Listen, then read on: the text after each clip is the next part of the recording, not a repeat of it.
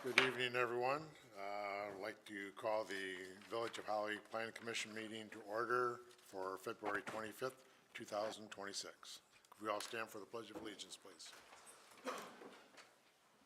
I pledge allegiance to the flag of the United States of America, and to the republic for which it stands, one nation, under God, indivisible, with liberty and justice for all. Thank you. All right, could we have roll call, please? Cross. Here. Christian. Felice. Cascola. Here. Hero. Here. Hopper. Everly. Yes. Kinnaman. Here. Okonski. Here. Need to make a motion to excuse Mr. Felice. He messaged me saying he has the plague at the house. My words, not his. Okay, also I have a note here that Mr. Hopper also would like to be excused.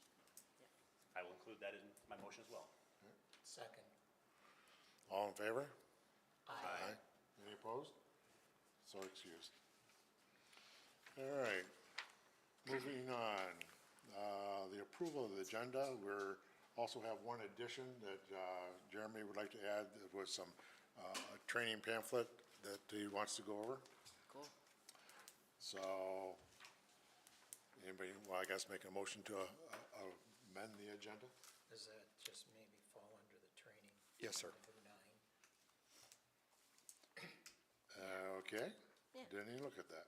Then we don't necessarily have to make an amendment. It's going to be a presentation. Just a presentation, all right, sounds good.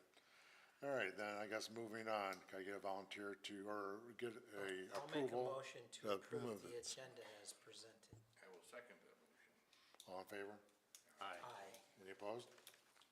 The agenda approved.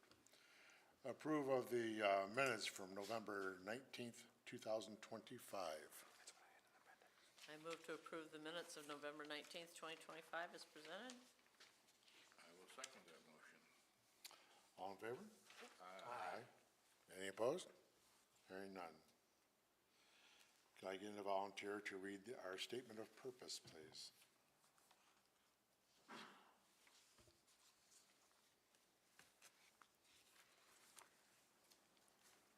I'll do it. The mission of the Holly Village government is to enhance our community's quality of life. Our organization strives for quality services, responsive action to citizen requests, and a cost-effective government. We promote citizen participation, proactive decision-making, and environmental quality. Most importantly, we shall always serve the citizens of Holly. The Village of Holly will be a prestigious historical village that is a green residential oasis from the city and the center of commerce and activity for the region. Thank you. Move on to item number 6, public comments. Seeing no one here whatsoever from the public, we will move on to old business, number 7, update on the short-term rentals. Thank you, Chair. This is just an update for you. It did go in front of council and was approved, and all forms have been created, and we are accepting applications, and they are starting to be processed. So that new process that we went through late in the fall last year is working, and I just wanted to give a quick update. Be willing to answer any questions if anybody has any on that. Anybody have any questions? One. Sir. Thank you, sir. Have we had any people that have been approved? We had our first application. Oh, first application, okay. So it went now in the hands of the inspector, and we're going to do our inspection. Once the inspection's approved, then it goes back to the clerk's desk to issue a license. Has there been any feedback from the applicant? If there's anything's been, nothing? Nothing yet. That's good. Yeah. I think we've actually got a couple more. Oh, have we? Just like today. Okay. So excited Good. to see the new process work. Thank you. And Thank you. I noticed the fees did go into effect that we voted in also. Yes, sir. Good. We are going to make one suggestion on the fee schedule coming up. There's just some language change in there from biannual, and we're just going to make it annual for that fee. It was $140 biannual.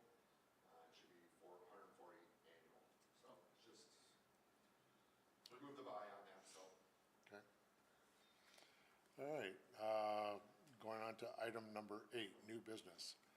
Item 8A is election of officers. So the officers to be elected would be the chair, vice chair, and secretary. Mr. Kinnaman, last year you expressed an interest to become chair. If you still would like to do that, I would be more than willing to relinquish if I got voted in. I would do it. Anybody have any ideas or suggestions or want to step up and do some things? Oh, gosh. Why is everyone looking at this end of the table? They were looking this way, so I kept looking. Pass it down? Uh-oh, Jared's not here to defend himself. Just saying. That's true. You shouldn't have walked in with that Robert's Rules of Order in your pocket. I personally have no desire to do anything, so, other than be here. Okay. Speak up. Anybody else? I'm happy to be secretary again if Carol will have me. I haven't done anything yet. You sign the important document. Sure. I will gladly support anybody's Well, endeavor to move up. So do we, I guess I would then possibly suggest, since we don't have some members here, that Richard and I would change roles, and Sherilyn would be a secretary. Sounds like a slate. So we'll vote. Need a motion? and Do something, Mr. Kinnaman's Pascal. okay with this? Sure. Oh, perfect. Do something, Casco. Perfect. Perfect, yes. All right, can I have someone make a motion in that regard? I'll make a motion that, are we gonna do them all in one shot, or are we, Mr. Kinnaman for chair, Mr. Okonski vice, and Ms. Everly for secretary? Secretary. I will second that motion. Can we have roll call, please? Cascola? Yes. Cross? Yes. Everly? Yes. Kinnaman? Yes. Hero? Yes. Okatsky? Yes. All right, short and sweet. All right. Moving on. We don't have to move chairs. Evicted. Hand over the gavel. All right, moving on, I guess, to item number 9, the training. We have one more, sir, Chair. Oh, excuse me, which is the annual your report, yes. That was submitted in your packets. Just to save us all a little bit of time, I'd be willing to discuss any item on there, or if you see any corrections. But as you see, we did meet 1, 2, 3, 4 times out of 12 with cases. The rest were either postponed due to lack of business. We did meet in August for a discussion, but nothing that was business related. Everything looked fine to me. Yep. I didn't see any amendments that stood out that needed to be changed. One thing we also did talk about in November, I believe it was in November, regarding updating and everybody looking over the zoning map. Oh, great, yes, thank you for correcting. Correct. And I know Amy and Roe are working on that, Kim, just sent a few other suggestions, so they're updating that. I would hope we would see something at next month's meeting on a revised Yeah. copy. I brought in, from basically the literature that was sent out, all right, I guess, a list of possible changes. That's fantastic. Hot dog. Thank you, Chair. Would you be willing to share that? Well, yeah, I brought a copy in for you. Thank you. Is that what you want us all to do, is just, Yeah, if you see something on there, please do Okay. not hesitate. It's a team effort here. I don't know if you can understand my chicken tracks. Well, nope, I completely understand that. Thank you, sir. We'll look into this and I'll get back with you in the next meeting. A lot of them are probably not knowing really what the lot is classified as versus what the color says. For instance, we had the additions of the either duplexes or, condos that would be like in the RM residential area, classification. they're listed underneath NOC, which is still allows that, but I wanted to make sure we had it clear on the map what the property really is assigned as. I would recommend that we get all of the input from everyone and then discuss them, have a longer meeting where we discuss them all to make sure there's concurrence before we send them to, Row for changes and determine, this is, maybe this isn't what we're in agreement of. I did notice some things that were miszoned that there were like in 2019 or 2016, they were supposed to be rezoned to something else, or it was put in for it and it was denied, but somehow it still got changed over in the zoning map, and so I've submitted some of those corrections that I'll add. Then I want everybody to know when and if they do look at the zoning map, the original, which is 2019, all right? It is not reading the same as the individual sheets that was printed as the areas. Okay. There are differences there.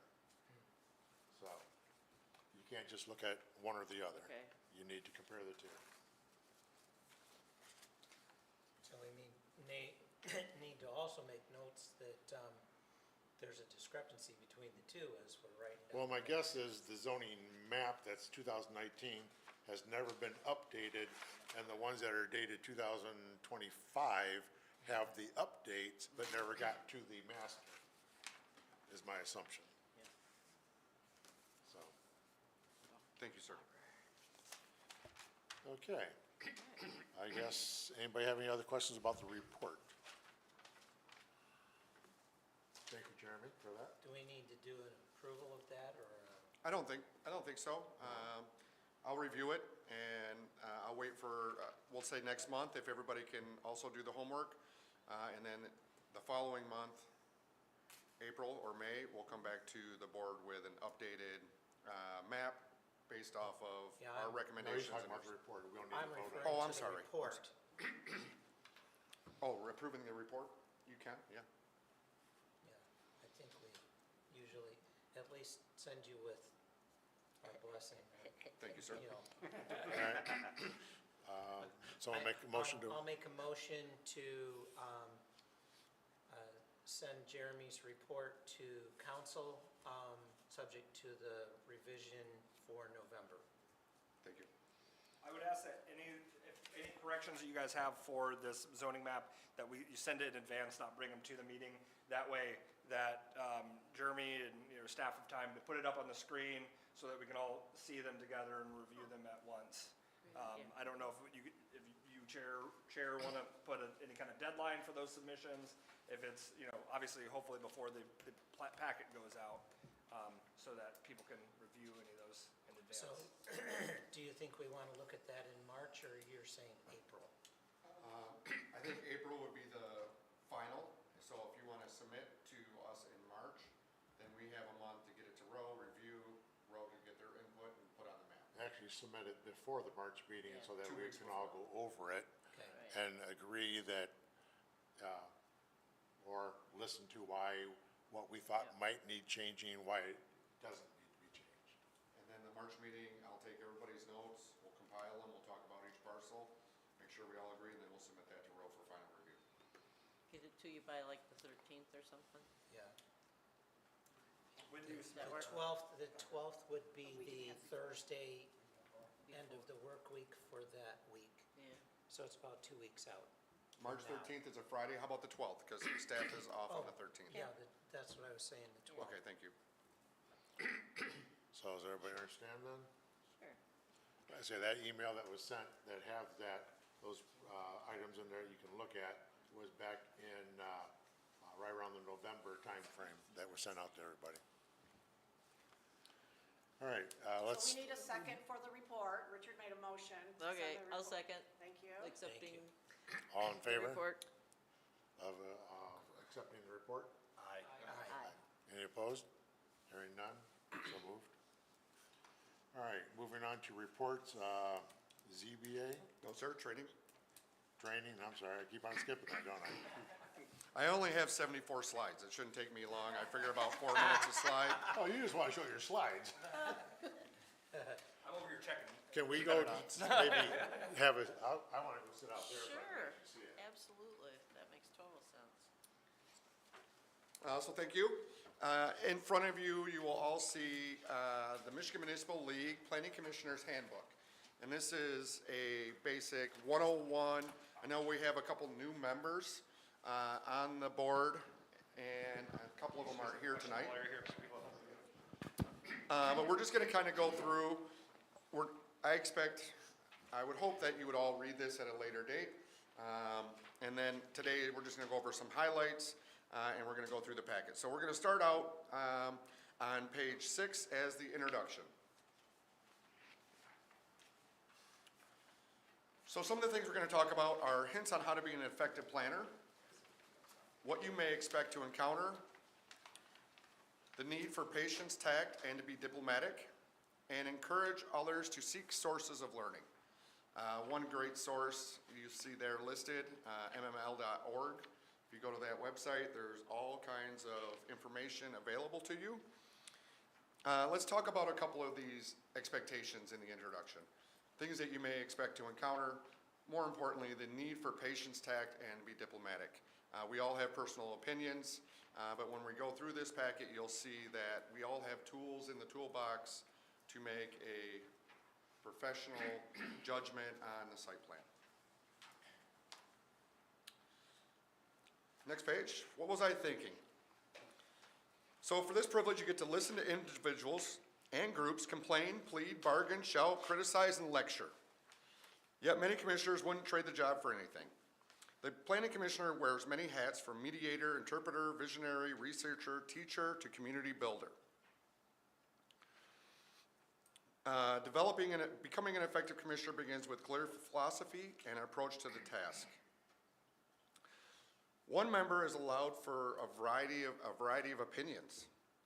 Even though every commissioner has the best interests of the community at heart, their approaches may differ from yours, since each is based on their own philosophy. Over time, you will come to understand some of the motivations of other planning commissioners and may find yourself appreciating their views. Developing your own philosophy and style is an important step to becoming an effective planning commissioner. And I just took some bullet points out of each one of these pages. So page 8 is going to be talking about the job. And in here, we really talk about the land use challenges, right? In Holly, we only have a handful of green spaces left. So a lot of the projects that we'll be seeing come through will be properties that are already developed, and they're either going to be torn down and redeveloped. So carry out policies in the development of the community. Treat each applicant property fair and consistent. I think that's a big takeaway. We have to go by the zoning ordinance. That's what we base a lot of our judgment on. But more importantly, we have Roe that provides us a very detailed review with bullet points of things to look for.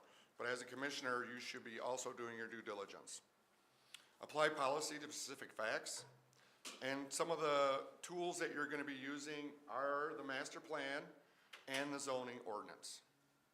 Those are the two biggest tools in your toolbox. As we go through this PowerPoint, you'll find other tools that are mentioned. And here we are. I like to look at this as a jigsaw puzzle. And as a commissioner, to dissect that jigsaw puzzle, you look at the master plan, and that is the actual top of the box of the puzzle. The master plan is just kind of a picture, right? It's not any rules. It doesn't basically tell you how to enforce it. It just tells you what we would like to see in the future. It goes on forever. It's the vision of the future. We update it every 5 years. It's approved by council, but the master plan isn't what you do your review off of. The master plan is a guide as we develop new ordinances and timepieces of how we would like our community to look in the future. each development that comes in front of you is a piece of the puzzle.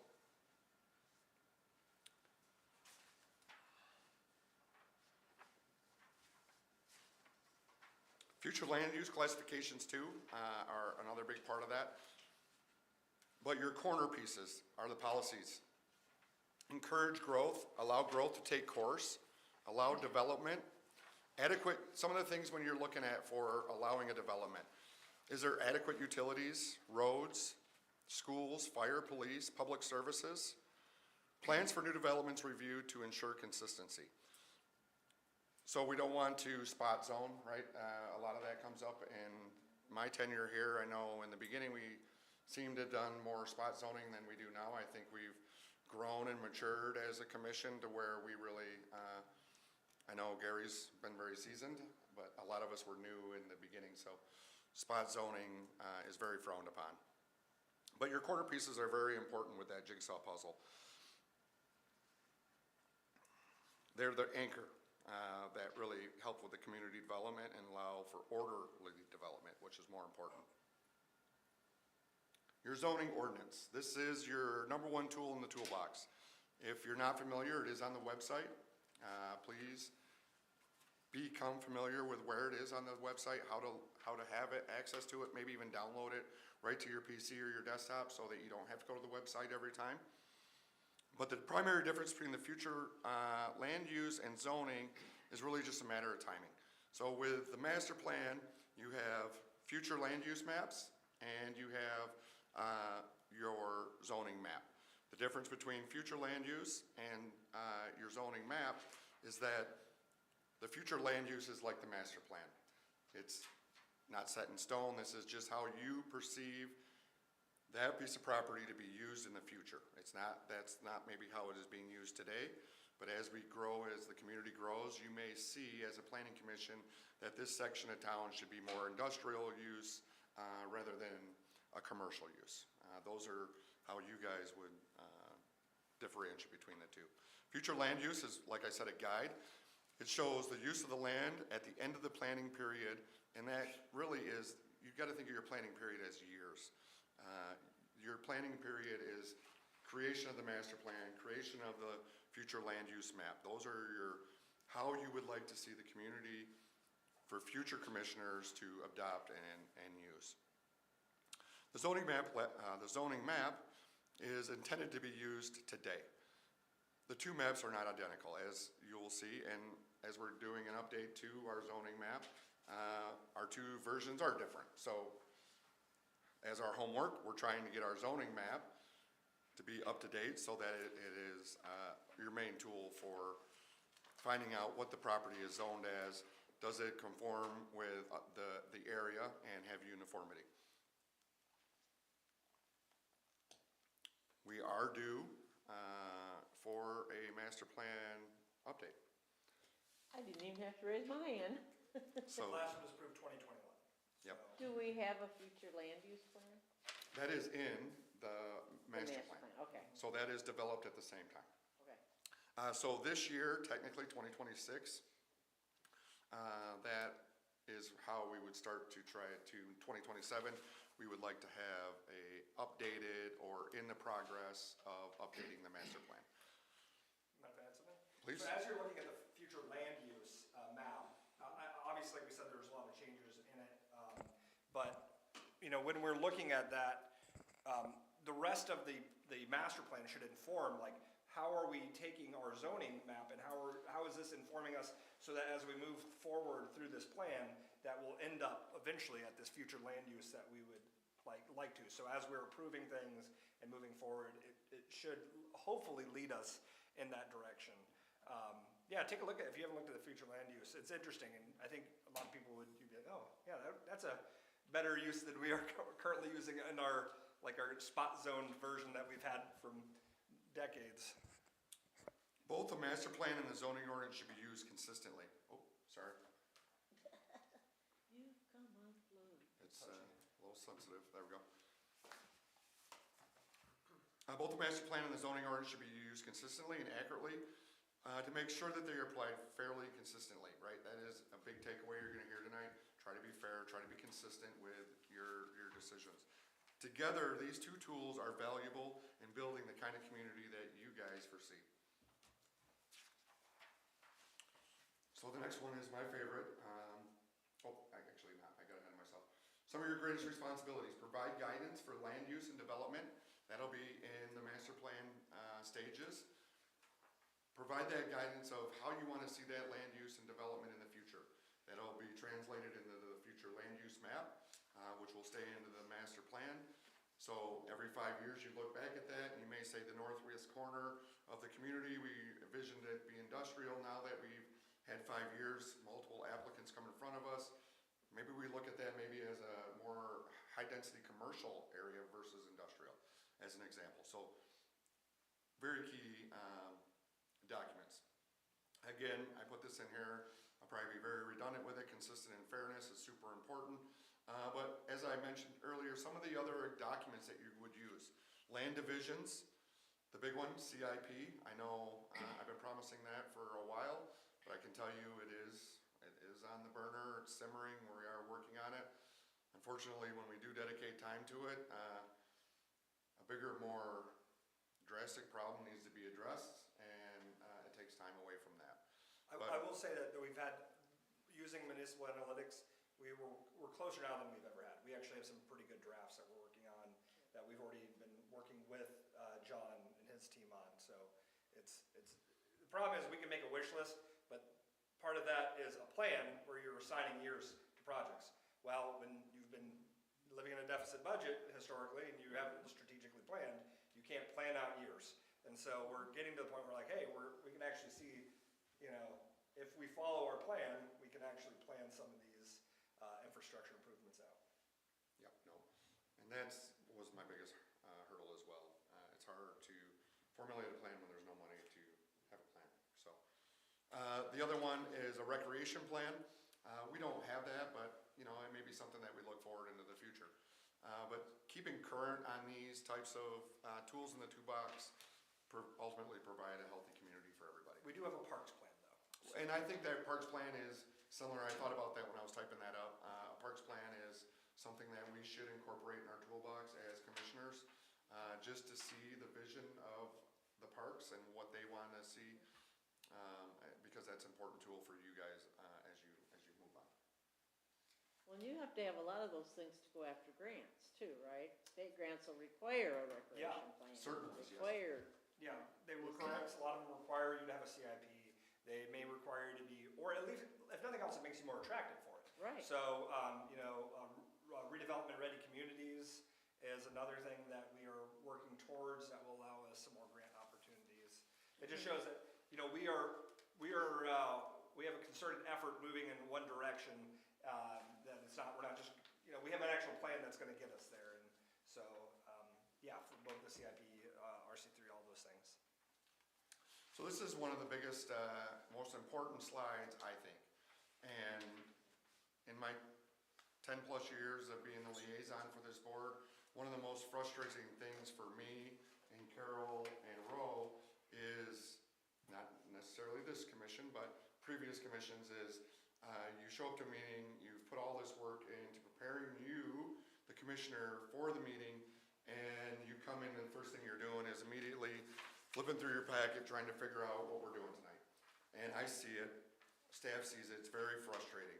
I ask, please, just spend a couple minutes before you come to the meeting, be prepared.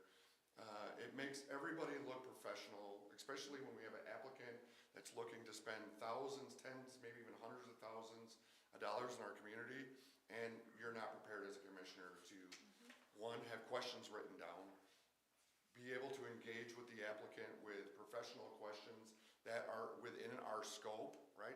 We don't want to waste time for not only the commissioners, the public, or the applicant with questions that are not even in our scope. So please, and if you need help, reach out. One of us would be more than willing to help with, what are some good recommendations on how to prepare for a meeting.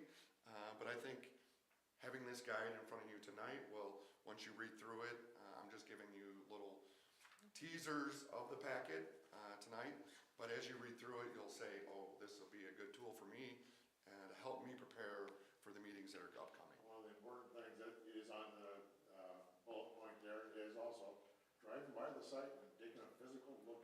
So we're gonna do that next. Yep. My next slide is gonna talk about site visits, because we have to be very, very careful with site visits. But thank you for bringing that up. So before we get to that though, and actually it's a little bit on this slide. So preparing for meetings, number one, you have to be familiar with your zoning ordinance, right? You have to know that in section 157 is the zoning ordinance. Well, where is the light? Where is the photometric plan? Where is the landscape plan? Where is the parking lot plan? You should be familiar with that so that you know, we have an applicant that's gonna be coming in the next probably 30 to 60 days. You should know maybe a parking lot plan, maybe a landscape, right? Glass coverage is a big one for us, right? Just become familiar with that. Because when we all act as a team, we look extremely professional, and it goes a long ways with the applicants, because then they tell their friends, hey, we were at Holly, the planning commission spot on, administration's great to work with, they have these properties and business is booming. They're gonna come and they're gonna spend their money in our community. Examine the agenda and the materials. Tonight there wasn't much to examine, but normally there is, right? So please just make sure. And Tim and I know I'm a little bit more available than him. He's way more busier than me, but shoot me an email, shoot me a text, give me a call. If you have a question, Gary, Jim, I know, Richard, you've all asked questions, right? And I appreciate those questions because it tells me that you are trying to prepare for the meeting. So, the only question you don't ask is the dumbest one, right? So please, come to prepare, write down questions that you may have for the applicant. Now we get into that site visit that Chair Okonski, our co-chair, Mr. Okonski, he likes that. You see that grin right there? Please make sure. He's moving closer and closer to the door, you I notice. see that. Site visit, the biggest thing, there's two really big takeaways here. We cannot trespass, right? So always make sure that if you're on the property, we have permission to be on the property. The second, most equally important thing is we cannot be talking amongst ourselves. If the group were to go out there and meet, we can't have discussion, because now we violated Open Meetings Acts. We've questioned, are we having a quorum, right? So be very, very careful with site visits. I highly recommend them, but nothing says that you can't drive by, right? Or park out on the side and take some looks. Or, there's multiple ways. There's Google Maps, right? There's all kinds of tools in your toolbox to actually see what that site is and how it looks. Also, you want to be very, very careful with if you are out on site and you come across an applicant, a neighbor, or a property owner. It's not the time for conversation, right? Why not? Well, because you could violate Open Meetings Acts. Why? More importantly, though, if you have a question for that applicant, that's not the setting. Your setting is here. Okay, I'm saying, what if a neighbor calls me up and says, you're on the planning commission and I want to talk to you about this? So I think that would be okay within reason, Or right? I'm looking at the property and the neighbor comes over and says, oh, Cheryl Lynn, you're on the planning commission, can I talk to you about this? I think the best answer for you would be to say, well, we have a meeting tonight at 6 p.m. We would love to see No, you. I don't think that's the best answer. Okay, well, And I would like to know what legal thing says that as my representation on the planning commission says I can't talk to a neighbor who's concerned.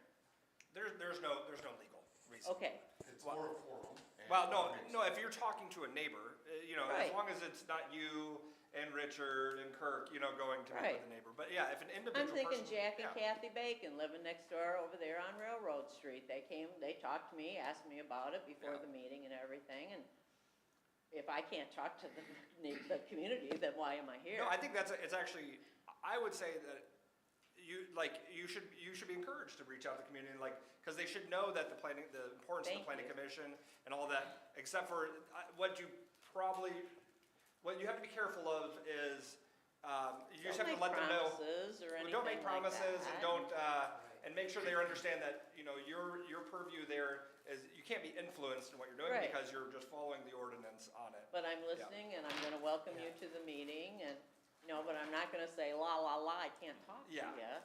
Biggest thing I found with being out on a site and someone asking you questions or concerns is you should should always avoid giving them a specific answer. Right. Just say, well, I'll you look know, into it. I'll look into it, I'll give it an advisement. Yes. You know, I'll see what the zoning says in that regard, because the minute you engage in answering questions, now you're setting yourself up for possible, you know, he said, she said, and further conflict. I don't Yeah. know it well enough that I would do that. Well, Ms. Everly, it also talks on page 12, bullet point 2, it really kind of boils down a little bit in that. And, you know, I don't want to read word for word in this packet, but I did highlight that in my packet. You know, Oh, I already read it. If you're contacted, tell them that I'm required to conduct all of my discussions only when the other commissioners are present. I mean, that's just. I disagree. And as long as you're not gonna arrest me, I'm not gonna do it. I'm not a cop. Here's what, because I have been called or something on Yeah. all kinds of things, you know, whether it's for this or some other thing I'm on. I usually use it more of as a listening opportunity and say, what are your concerns, what are you thinking? Exactly. And never give my opinion, or how I may vote on something. Exactly, I know that. In that conversation. Yeah, I know that. That's, and I usually tell them that, you know, when they start going, well, how are you gonna, and that's where I say, you know what? Those decisions are not fully made until a vote is called in a meeting. And, I think another, Yeah. I should not express that prior to the meeting. and Richard, I think another big component of that is, if you do have those conversations, I think you share that, right? During your opportunity to speak to the chair, let the other commissioners know. Right. I met Susie today, when I was out doing a site visit, the neighbor, and Yeah. we had these conversations, right? Just so, one, the other commissioners know or learn what you've learned. Sure. I think that's an important, and it also talks about that in there. I also think the wording on trespassing is a very legal thing, and unless it's posted legally, we can go there, unless there's something in the village that says we can't. So I don't, You can go to the curtilage of someone's house for sure. I mean, you can't open gates and stuff, but yeah, you definitely can't open gates. if it's just a piece of vacant property, you should be able to traverse it legally, unless you've been warned or there's posted signs. Definitely posted signs are red flag, right? And I don't know the legalities, I think that would be a question for Chief Narsh, on the true rules of trespassing and what can be enforced. Yeah, I'm not a lawyer, but my understanding is you can go pretty much anywhere as long as you're not opening gates or it's posted. As an official, I also have boundaries too, you know, so. Continuing on with site visit, some of the things that you would look at these are some big ones. Traffic conditions.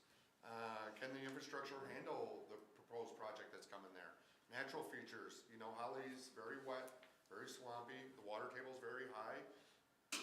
A lot of our projects have had to do additional detention, retention modifications to their site because we do have so much water. Surrounding land uses, does it flow? Neighborhood characteristics.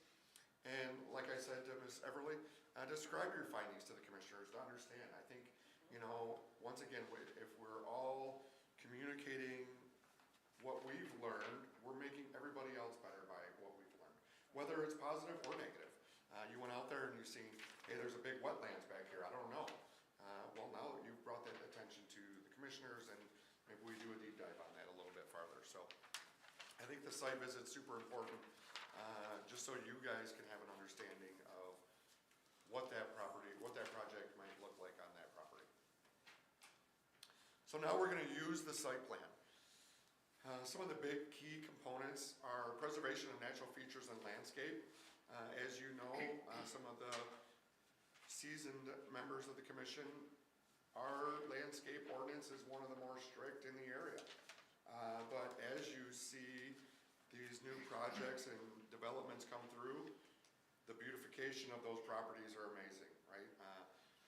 You're gonna see scooters here in the spring, it's gonna look, I mean, just that little bit, how much green space has been created with that, and trees and bushes, and, you know, I think that's a very important component, and I'm thankful that you guys did that legwork prior to me being here, creating that. Compatibility with surrounding uses. Safety, of course, pedestrian and vehicular traffic.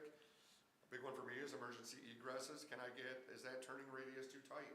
Are we gonna be able to get the ladder truck in there? Are we gonna be able to get a fire engine in there? Multiple fire engines if we need to. Another one that we seem to hit a lot is the photometrics. It seems like that one is missed a lot, and I don't know why, but it's an extremely important component to your site plan design, and we want to make sure if it is a commercial property being adjacent to a neighborhood, we want to make sure light trespass isn't going to be flooding over or disturbing the peace of that residential area. Drainage, as we've talked, architectural controls, I apologize. I'm looking at both screens and my glasses. Continuing on with site plans must meet all of the standards of the zoning ordinance to be approved. We do have some discretions built into the zoning ordinance, but very little, right? We want to make sure that they're not deviating from that. That's a big one. So just make sure that we're following it. And most importantly, we pay Row a lot of money, and they provide a very good document. Some planners are better than others, but I am very impressed with Amy's packets, the way she puts them together, the information that she gives to you guys, and more importantly, in the very last page, she gives you sample motions for approval or denial. You don't have to recreate that, right? All you have to do is look at it, and if it meets what you guys say, you can follow it. Obviously, there may be a couple conditions in there. Maybe they need to provide additional letter of support or documentation that can still be approved administratively and keep the project moving forward. So now we're at the meeting, and we're meeting with the public. Most importantly is being fair. We've talked about that. Allow opportunity to speak and present. Allow the applicant, once they come up there, give them that time to present their case to you. Be very careful with an emotional response. I know I am a very emotional person, and I wear that on my sleeve very well, and sometimes it gets me in trouble, so just try to focus on that self-reflection. Public speaking, right? We have to be very professional. All these meetings are streamed now on YouTube, so our grandkids, our kids, friends and family can all watch this, and the last thing we want is them to give us a call and say, well, Jeremy, you were a jerk tonight on that meeting, and you really looked like one too, right? So just please remember you're being recorded. Just because we're in this little bit of room, it is on YouTube, and it can be for anybody and everybody to see. Excuse me. Show up. Show up, be present, and listen. Some of the rules for speakers, and I think we do deviate from this, and I would like to see now Richard as the chair, and nothing against Gary, I think he did a great job, but I think as commissioners, everything needs to go to the chair. You direct your questions to the chair. The chair will allow you to communicate with the applicant. We don't want, I don't want Mr. Cross and Mr. Hero, to be bouncing questions off the applicant and the chair. Let's be professional. Let's delegate or have the chair direct those questions to the applicant. It all makes us look more professional and more prepared by running it through the chair. That's why that individual is there. He or she has that title, and it should be ran through them. Limit speaking time, 5 minutes. Of course, you can extend that, but I think, in council, the co-chair of council will do the timer, right? And it's audible, so when the time expires, we all hear it. And we'll let them finish their sentence, and then, as the chair will let the individual know, your time is up. If Mr. Koskela would say, want to hear more, he can ask the chair to maybe grant them another 3 minutes, right? And then if you all agree, you can move forward with that. Limit the number of times one can speak. As you can see, sometimes people want to come up to the podium and have multiple opinions on things. That muddles up the process. The individual that here is presenting their case, it's a lack of professionalism. So we want to make sure that we're giving people the opportunity, but at the same time, we're not being redundant with some of our questioning. Spokesperson for the audience, if we have a full house and maybe, 3 of the people have the same question, maybe we just send one person to the podium to ask that question for all 3. And then, of course, as we all know, once that public hearing is closed, it has to remain closed by law. Rules for commissioners. And we kind of talked about this a little bit. All comments are directed to the chair. Deliberations should be in the open. We don't want to see, and I'm using names, and please don't take offense to this, we don't want to see Hero and Koskela kind of whispering in each other's ear because, whether you're asking him if he wants to go to the Moose and play trivia tonight, it just doesn't look professional, right? The applicant may think you're whispering about, their landscape and whether or not they should have that tree there or not. So please just be conscious of those. Your expressed opinions, be professional. Don't answer we're not entitled to answer every question, right? Answer the ones that are most appropriate. And, if things start to get heated or maybe we're just need to take 5. It's okay for the chair to request a recess, let everybody kind of gather their thoughts again, maybe step outside, get a breath of fresh air, and come back in. But most importantly, myself as the liaison, I want you to feel comfortable with your vote. That's why if you become prepared to the meeting, if you do go through your packet, you guys requested that we get this put together and submitted to you 2 weeks prior to the meeting because you wanted to make sure you had ample time to do your preparation. I would expect that reciprocation back, that you would come prepared and have your questions, or use that 2 weeks to contact administrative staff with those questions if you need to have them answered prior to the meeting. So, and the reason for that is that last statement. We, as staff, put a lot of effort into this. We want to make sure that you're comfortable with your vote and you're not feeling pressured or rushed in making a harsh decision. Can make a couple comments on, so the express opinions, and don't answer every question, express opinions, when they say that, they're talking about your opinion on why you're voting a certain way, not necessarily, well, I don't like coffee shops, so I'm doing, it's, this is the reason that I'm voting this based on it. You don't have to just say yes, express your opinion why you're voting it.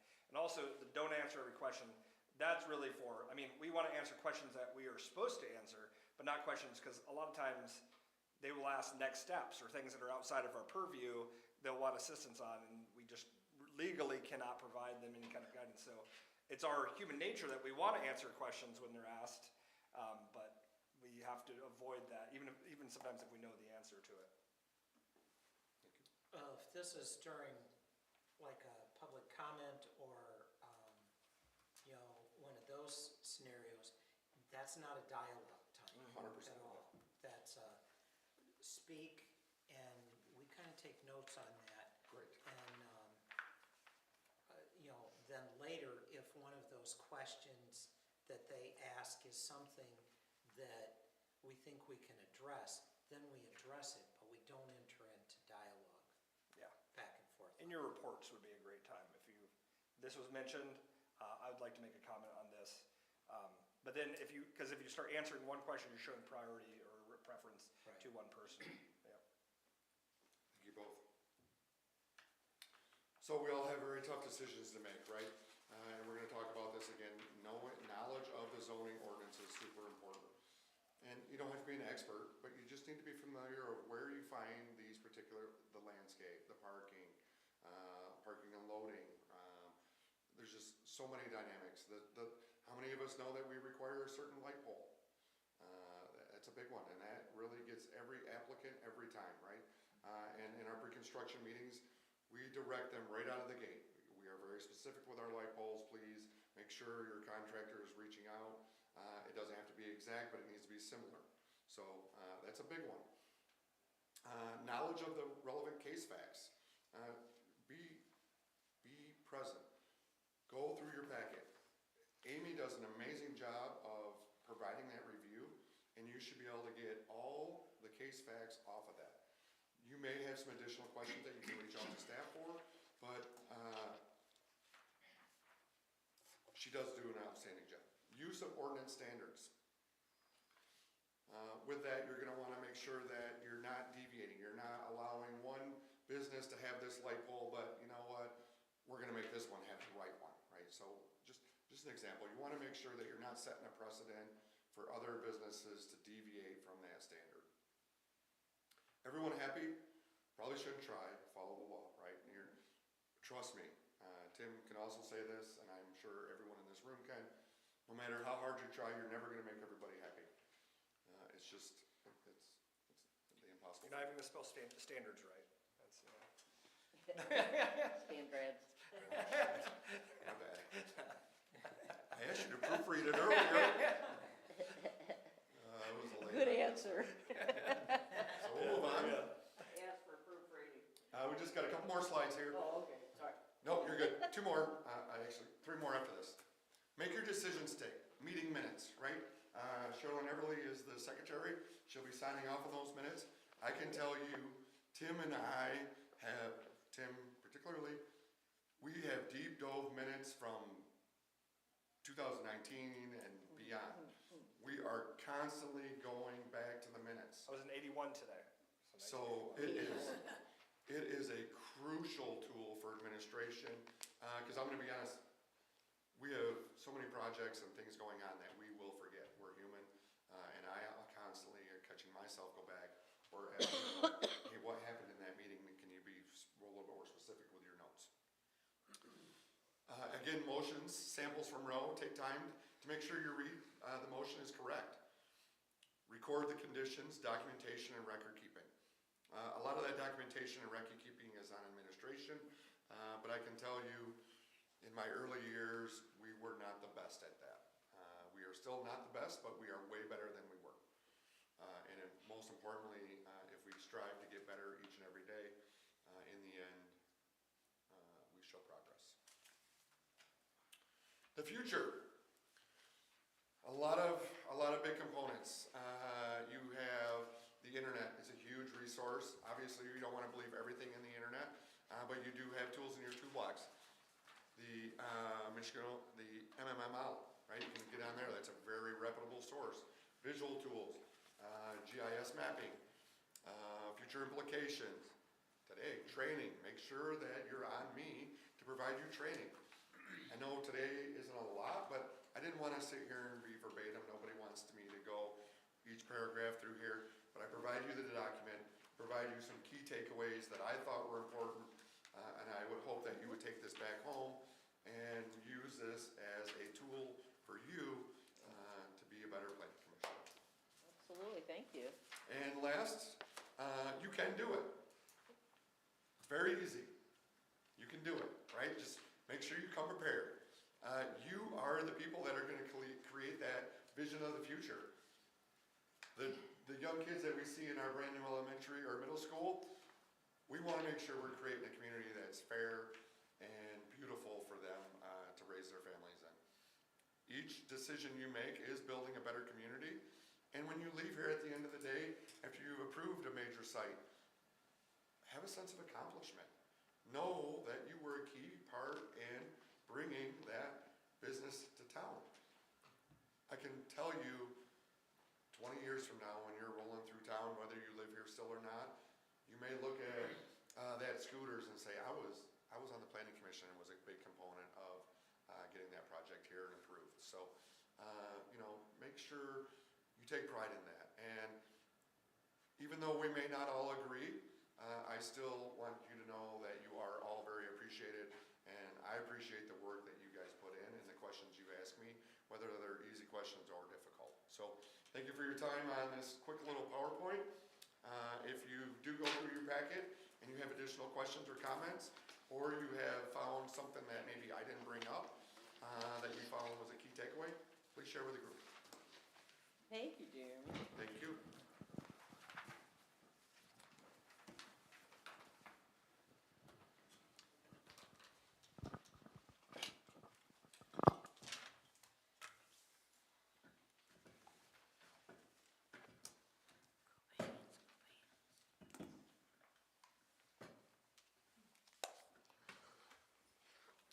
Okay, again, thank you, Jeremy.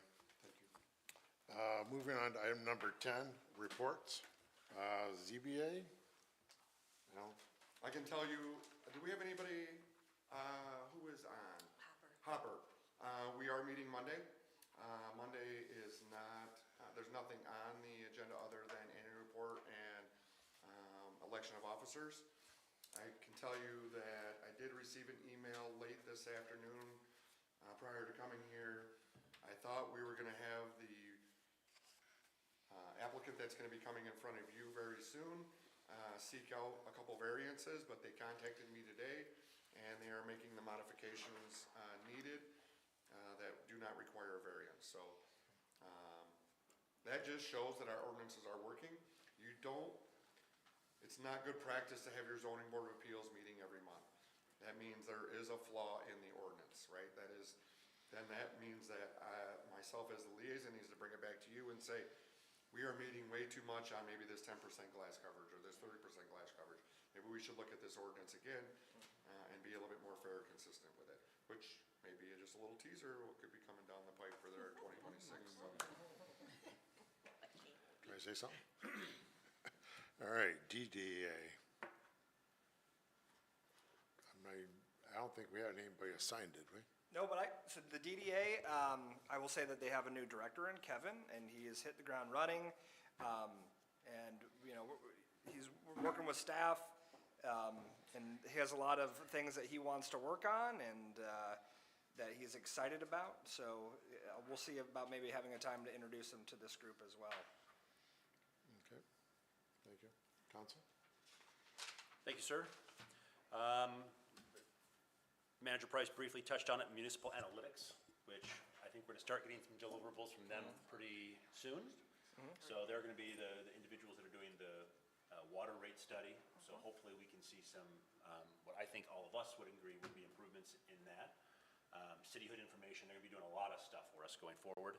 I don't think it's been publicized that our auditing firm fired us. So that's fun. I heard that Yeah, today. they fired us. So I personally believe they didn't want to answer any questions. I was gonna say, that meeting got shorter, didn't it? They completed the audit, and then they said that we are going to terminate the contract before we have to do a presentation in March. They said, we're done, we're not doing anything else. Yep. And we're done. So. So 2 days before they fired us, I asked them a question, and I never heard back from them, so. It's you. Yeah, yeah. That wasn't me. There was a very softball question, so if that was the reason they. It was you. No, no, they didn't say that. But, It's all you, Jim, you did it. well, hopefully we're gonna save a lot of money for our village by going to a There new you go. firm anyway. We already so. had part of it was probably that we also had an RFP for new audits. And we've kind of expressed that we did not feel they were doing an efficient job over the last 3 decades they were doing our auditing. So I think that was part of the reason why. I was speaking to another firm. I was asking questions about our audit to another firm, not soliciting bids or anything like that. I was like, so I think they have an RFP out right now. I'm not advertising that or anything. I'm not doing that. And they're like, well, how much are you paying right now? 100,000, I said. And they said, really? We'd like to put a bid in. Very, very eager for that if we're paying 100 grand. So I think that'll be nice if we can get someone that actually come and talk to us too. Even that would be nice. Regarding our firing by our accounting firm, we did get an email from Manager Price today. Council did. Staff will be hoping that they can answer questions for council coming up. So I was very happy to see that council is going to have that opportunity, and you're making that available to us. So thank you. Yeah, I mean, obviously, the whole, like, through the charter, we have to do an independent audit through a third-party agency. Neither Lisa or I are auditors, or did we conduct the audit, we assisted them, so we don't know, like, we're not gonna be able to do an efficient, full, formal presentation on the audit. All of the audit documents are out there and available, they were in the last council packet, if you'd like to review them, and we've just asked council, in lieu of us being able to do a formal presentation, if there's any specific questions that they would like answered or items for us to address, give us the time to research it so we can, sound a little more educated when we're trying to present that particular information. So I don't think staff had to do that. I mean, we got fired and they didn't have to do that. Like you said, they're not auditors, so I was very pleased to actually see staff wanting to try to educate us and the public on that, so Good. I think that's all I have. All right. Parks Commission? They met for the first time first time since they take a break over the winter, and they'd met last time. I don't think they had anything particularly hot on their agenda. Cleanup? Yeah, they're doing it, is it in April? I think it's It's- Earth Day. Yeah, it's right around Earth Day or Arbor Day. They do a cleanup, and we'll make sure all of the boards and commissions have that. I'm not thinking of anything in particular that is specifically, well, I guess the couple things that we did talk about, I brought to them, things that, we weren't doing in past. They are also our tree board, which they weren't, and they're also our cemetery board, which they weren't necessarily aware of. So we're kind of reinvigorating what the park's responsibility is and the things they need to do. I like And that. so, yep, so they're gonna help us out with some of our cemetery requirements as far as on the policy side, as well as on, some of our tree ordinance needs to be updated. We have some invasive species on our approved tree list, things like that we really need to re-look at and get in the weeds on. And so we're working on that. I've also, I asked them to kind of look at the future use of Cyclone Park.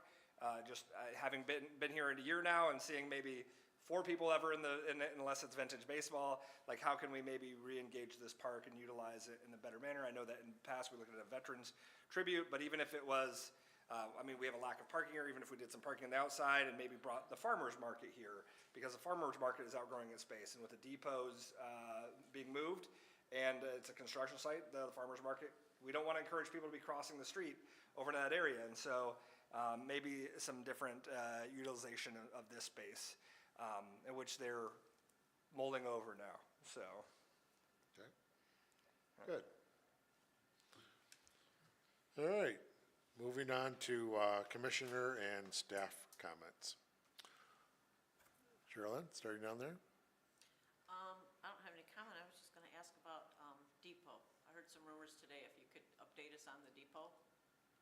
What were the rumors you heard? That's what yeah. Who's on the new committee? Okay, so yeah, it's not an official committee yet. Right now, it's a depot use team that we're kind of getting to, because phases, the previous phase was, we did phase 4, which was the depot purchase of the property and the actual purchase of the depot. And then we were in a phase 3, which was the actual movement of the depot. And right now, we're not, the other committee isn't disbanded yet or anything. We still have to connect the utilities and all that. Right now, the next one is use. And so what we're looking at doing is, how are we going to, we had a 2006 study that we conducted, and we want to make sure some of those assumptions are still valid. But even when we did that study of how we might use the depot in the future, it was in a different location. And so we want to do, maybe in April, do some kind of open house where we are doing a digital version of it, where we're presenting all the information to the public, getting community feedback, but also doing in-person things where we are engaging the public and allowing them to have their input. Maybe have 3 different slide things up there, is this is the history of our depot. This is what other communities have done with their historic depots. And then the third one being, here are some proposed ideas that people have had on that. And then, basically letting them, either write in their comments or put a sticky note up here that says, this is what I like about this, or this is what I dislike. So we can get all of that information. And then from that, we would like to then perhaps take the compiled information, create a more extensive RFP that we'd release to the community. And it wouldn't be a traditional RFP as in, we're expecting a business to come in and do this. It's like, what does, different community groups, does the chamber want to have a proposal for this space? Does the DDA, is there a visitors bureau? Is there a senior center that would like to, do something in this? And then take all of those proposals and then bring it back to council for council to make more of an informed decision about our future plan. But what we don't want to do is we don't want to lose momentum on all the great work that's been done by the depot committee in moving it. So we're hoping to get this as a quick spring project that we get through so that we can really talk the next step, because steps 2 and 1 are the exterior and interior. But the use informs how we're going to do that. And so until we can really determine that future use, we really can't determine how we're going to set up the interior. We do have some things that we're locked into. We promised a community room, or at least in naming rights to a community room, and things like that. So we really, Well, from a planning perspective, I think, I realize that legally, it doesn't have to come before the planning commission, but what about a site plan? What about a lighting plan? What about all those kinds of things? Yep. That I think we could be helpful with? No. But, and I committed that when we get to that point that we are going to bring it to the planning commission. I know in the past that just didn't happen because, again, lot of things. we could just say we're going to do it anyways, but that's not the best thing to do. And so we want to be the example for everyone in the community. And so I already said that we're going to bring whatever we do to the planning commission and Thank you. go through the appropriate steps on that. So. thank you. Mr. Cross? No questions, no comments. Nothing. Richard? Blake? Just would like to thank our liaison for his timely response to an incident 2 doors down from my house. He was there before I even realized it was going on, so thanks to him and the Holly Fire Department for your quick response. Thank you, sir, appreciate that. That's my only comment. Mr. Clausen? Thank you, sir. I'd like to thank you for, I don't know how many years you've been chair now. Like 10, quite some Long time. time. Yeah, Couple. a few years, so Yes, thank you here, for that. I am kind of disappointed that Mr. Kinnaman's going to be coming on board now. He's been our motion man. So I'm not sure what's going to happen with that situation if Mr. Kinnaman now is in the chair, if we're going to have issues with motions. I can still help. You can still help us, okay. So, but no, thank you for everyone for stepping up and being officers, so it Yes. helps everybody, and I definitely don't want to do it, so, thank you. Anything else? No, sir. Thank you. One thing in researching the zoning, all right, and driving around, one thing came to my attention. On 430 North Saginaw, which is a sublot of the new cannabis facility, okay? They, in their site plans, and in our review, and I guess in my neglect thereof, all right, the lot that was left, which is 430, they have the shed or barn in the back, I believe that was the one that was purchased by the Dickens Festival. all right? The metal shed back there, all right, so they bought that property? Okay. Because as it stands, it's non-conformance building. And when we approved the site plan, we did not make them tear it down at that point because it's not allowed to be there without a main structure there. It's a separate parcel. Right, but there's no main building on the parcel since that was now separated, which meant that should have been torn down. What's it? Or they had the opportunity to make it a primary. Correct, but we, And I can tell you those conversations are taking place with the DDA. They're, With the DDA or Dickens Festival, you mean? I'm sorry, the Dickens, that they need to bring that property into compliance and bring their site, their plan to the commission. A lot of that storage was being held at the fire department, which was occupying a tremendous amount of my space. approached administration that, you know, we need to find an alternative. And they purchased that property with kind of, we were unaware, right? So now that the Dickens is over, the stuff is being stored there, those conversations are being had on the development of that site, That doesn't mean it's a blind eye or they get special permissions. It does need to go through the proper channels. the proper channels. Right, it just came to my, you know, like, hello, you know? So, that was me. Oh, okay. All right, other than that, that was the only other thing I had, that we haven't already addressed, that there's still, I can tell you that, the conversation I did have, you know, now that they bought the building funds, right? So, administration, we are working on creating timelines of expectations of when we would like to see, you know, some progress at the bare minimum, being made. However, we are, gonna work with them as it is a large community event, that does bring a lot of tourism and business to the community. However, as Tim says, that doesn't give them a free pass. It may give them a little bit more extension of time to get compliant, as they are a nonprofit, I believe, entity, so. And I will say that I do, although they have to get in compliance on it, I do appreciate, I did say, hey, like, you've kept your stuff in the fire bay for a while, you know, when it comes out, this Dickens Festival, it's not going back in, and they made plans in order to do that, but we do need to get them right by law. 100%. Yeah. I guess my last question, now that just brain finally worked. Where we agreed as a committee to give the, place on Coggeshall, I believe it was, where they had the drainage issue because of their parking lot work. The emergency? Right. Oh, yes. Has that all been resolved? Yeah, and we're taken working with care them as well, yes. of? So, because they were waiting to be able to pour Is this the concrete. one that was diagonal from Wolverine? AVCO. Yeah. AVCO, yep. So, they've completed the work, or they still They're have? still in progress, in communications, bouncing questions back and forth between Roe and I, making sure that their submittal is appropriate. Okay.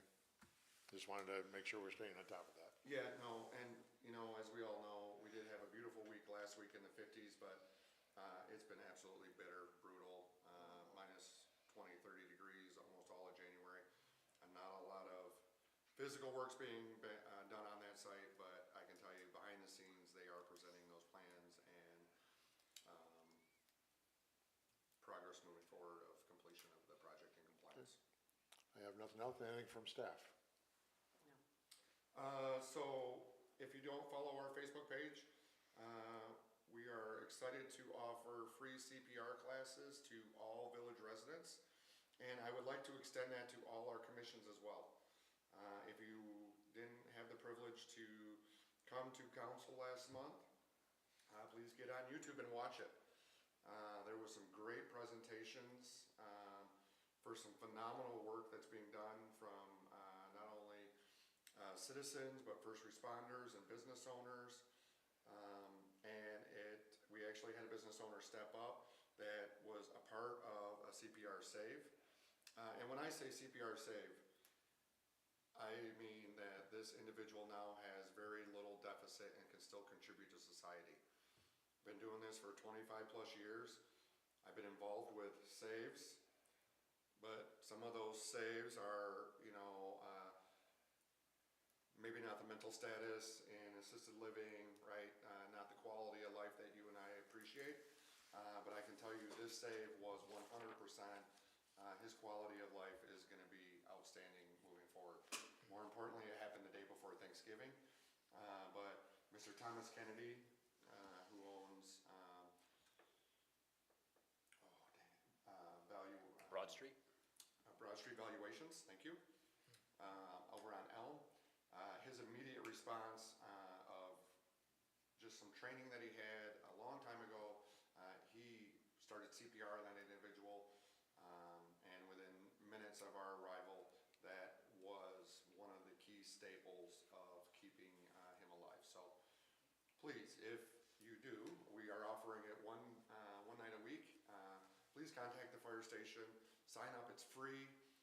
don't necessarily get certified, but you get the awareness. You said one night a week. Or one night a month, I'm sorry. One night a month, are gonna try to provide it. If we see a high demand, we'll definitely offer more.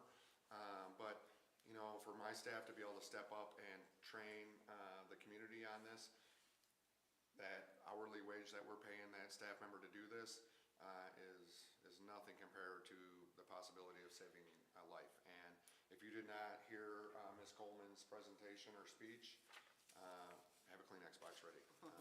Powerful, powerful, speech. So, please, if you know somebody or a family member that lives in the village that may find that useful, please reach out to the fire department, get on our schedule. You never know, it could save a life. Okay, sounds good. Anything else from everybody? I've talked a lot, so unless anyone has any questions. For being here only 20 minutes. If anyone has any questions, I'm glad to answer them, but I don't think anything. Jim? I have one question, thank you, sir. You opened it to questions, so, we were talking about enforcing ordinances and making sure stuff is in compliance. So for instance, without naming, it doesn't really matter, but dumpsters, for instance. I can think of several dumpsters around town that are not enclosed. Existing nonconformities. So what if they've moved them around and stuff? You know, I guess that's really, you know, we'd have to go back and have some sort of documentation, proof that they've moved it, right? I mean, street view. Can you give me an example? I don't want to say it off the top of my head, but Okay, maybe we meet privately Okay. and have that discussion. I can tell you, anytime that a property does a improvement of 50% or more, they are required to bring the entire site into compliance. So, that's our hammer on that. If that site was developed, prior to the dumpster enclosure ordinance being in place, you know, that's an existing nonconformity, or as some people, in the community consider grandfather. So I think the one I'm thinking of is North Saginaw, just past Grange, in front of the smoke shop by Oh, Little yeah. Caesars. So there is no place for them to put that, and that was the initial approval of that placement, without an enclosure. Boy, That building's been there a long time. yeah. If I could just get an enclosure there and the grading at the Welcome to Holly signs, I'd be done. That's all I want. Well, I guess we're gonna let them hang out there for a long time, Jim, because we don't want you to be done. We want you to stick around. Yeah. Anything else? No, sir. All right. No one else has anything?